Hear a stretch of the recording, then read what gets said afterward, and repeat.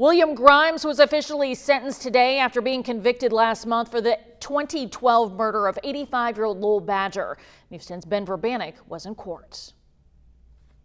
During today's sentencing hearing, Special Prosecutor Rob Roberts called William Grimes the worst of the worst kind of offender. Sullivan County Judge Hugh Hunt agreed and sentenced William Grimes to the maximum sentence allowed by sentencing guidelines. William Grimes will be spending 120 years in the Indiana Department of Corrections. In court on Friday, Judge Hugh Hunt heard sentencing arguments from the prosecution and defense.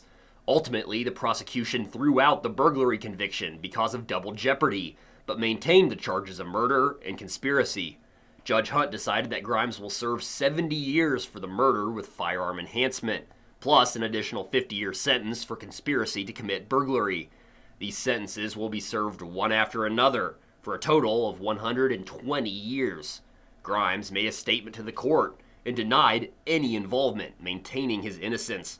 Lowell Badger's son, Alan, says the verdict is a huge relief to the family, and he hopes Grimes can come to terms with his actions. I hope at some point in time that he will be able to come to an understanding that he is responsible.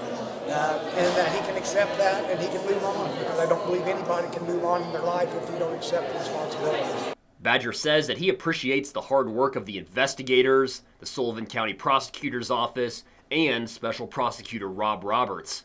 Roberts says that finding a resolution in this case has been a long time coming. I remembered the impact that it had on the community. So to be able to close this chapter for Sullivan County and for this community really is very rewarding.